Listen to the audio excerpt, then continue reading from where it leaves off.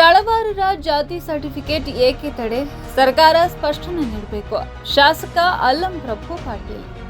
ತಳವಾರ ಸಮುದಾಯಕ್ಕೆ ಪರಿಶಿಷ್ಟ ಪಂಗಡ ಜಾತಿ ಪ್ರಮಾಣ ಪತ್ರ ನೀಡುವ ಕಾರ್ಯ ಇದ್ದಕ್ಕಿದ್ದಂತೆ ನಿಲ್ಲಿಸಿದ ರಾಜ್ಯ ಸರ್ಕಾರ ಕಾರಣವೇನು ಎಂಬುದನ್ನು ಸಾರ್ವಜನಿಕವಾಗಿ ತಿಳಿಸಬೇಕು ಎಂದು ಕಲಬುರಗಿ ದಕ್ಷಿಣ ಕ್ಷೇತ್ರದ ಶಾಸಕ ಅಲ್ಲಂ ಪ್ರಭು ಪಾಟೀಲ್ ಆಗ್ರಹಿಸಿದ್ದಾರೆ.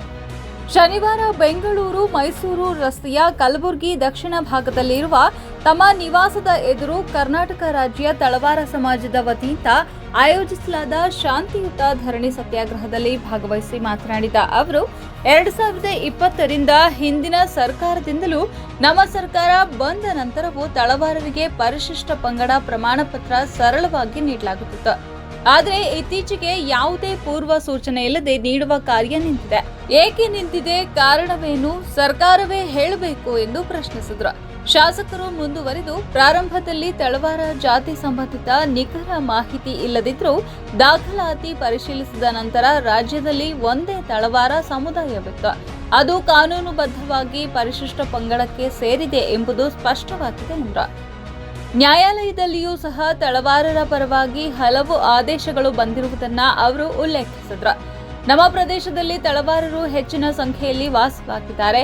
ಪ್ರತಿಯೊಂದು ಊರಿಗೂ ತಳವಾರರ ಓಣಿಗಳಿವೆ. ಅವರು ಪರಿಶಿಷ್ಟ ಪಂಗಡಕ್ಕೆ ಸೇರಿದ್ದಾರೆ ಎಂಬ ಸ್ಪಷ್ಟ ದಾಖಲೆಗಳಿದ್ರೂ ಪ್ರಮಾಣ ಪತ್ರ ತಡೆ ಹಿಡಿದಿರುವುದು ಅರ್ಥಗರ್ಭಿತವಲ್ಲ ಎಂದು ಅವರು ವಿಷಾದ ವ್ಯಕ್ತಪಡಿಸಿದರು. ತಳವಾರ ಸಮಾಜದ ಬೇಡಿಕೆ ನ್ಯಾಯೋಚಿತವಾಗಿದ್ದು, ಕಾನೂನಾತ್ಮಕ, ಶಾಂತಿಯುತ ಹಾಗೂ ಪ್ರಾಮಾಣಿಕ ಹೋರಾಟಕ್ಕೆ ತಮ್ಮ ಸಂಪೂರ್ಣ ಬೆಂಬಲವಿದೆ ಎಂದು ಆಶ್ವಾಸನೆ ನೀಡಿದರು. ಈ ವಿಷಯವನ್ನ ನಾನು ಮುಖ್ಯಮಂತ್ರಿಗಳ ಹಾಗೂ ಸಂಬಂಧಿತ ಉಸ್ತುವಾರಿ ಮಂತ್ರಿಗಳ ಗಮನಕ್ಕೆ ತಂದು ಬೇಗನೆ ಪರಿಹಾರ ತರಲು ಪ್ರಯತ್ನಿಸುತ್ತೇನೆ ಎಂದು ಭರವಸೆ ನೀಡಿದರು.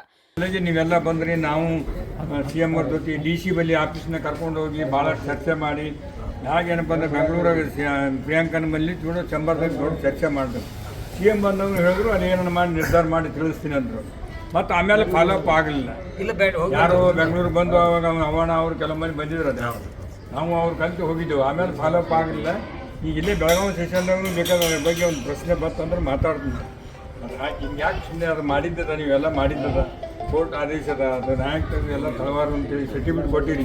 ಬೇರೆ ಜಿಲ್ಲೆದಾಗ ಕೊಡ್ಲಾತ್ರ ನಮ್ಮ ಜಿಲ್ಲೆದಾಗ ಯಾಕೆ ಇದು ಸ್ಪೆಷಲ್ ಆಗಿ ನಮ್ಮ ಜಿಲ್ಲೆದಾಗ ಏನು ತಳವಾರ ಹೇಳ್ತಾರೆ. ಹಿಂದೆ ನಮ್ಮ ಇದು ನೋಡ್ಬೇಕಾದ್ರೆ ಪ್ರತಿಯೊಂದು ಊರಾಗ ತಳವಾರ ಉಣಿ ಅದ, ಪ್ರತಿಯೊಂದು ಊರಾಗ.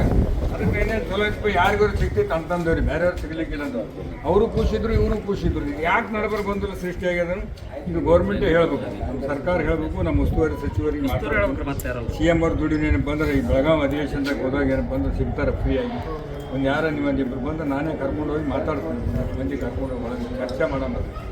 ಸ್ಪೆಷಲ್ ಆಗಿ ನೀವೇನು ಬಂದು ಸತ್ಯಾಗ್ರಹಕ್ಕೆ ನಮ್ಮ ಏನು ಸಂಪೂರ್ಣ ಬೆಂಬಲ. ನಮ್ಮದೇನು ಅದಕ್ಕೇನು ವಿರೋಧ ಇಲ್ಲ, ಯಾವುದೇ ರೀತಿಯಲ್ಲಿ ವಿರೋಧ ಇಲ್ಲ.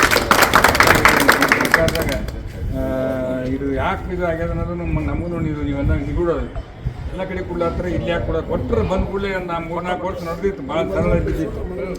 ಒಮ್ಮಿದೊಮ್ಮೆಲೆ ಬ್ರೇಕ್ ಆಗಿದೆ. ಅದಕ್ಕೆ ಏನಪ್ಪ ಅಂದ್ರೆ ಪರಿಹಾರ ಕಂಡುಕೊಳ್ಳೋಣ ಅಂತ ಈ ಬೇಡಿಕೆ ಏನಪ್ಪ ಅಂದ್ರೆ ಸಂಬಂಧಿಸಿದ ಏನಪ್ಪ ಅಂದ್ರೆ ಇವತ್ತು ನನಗೆ ಮನವಿ ಪತ್ರ ಕೊಡಬೇಕು, ಸರ್ಕಾರ ಗಮನಕ್ಕೆ ತರಬೇಕಂತ ಹೇಳಿ ನಮ್ಮ ಮನೆ ಮುಂದೆ ಸತ್ಯಾಗ್ರಹ ಮಾಡ್ತಾಯಿದ್ದೀವಿ.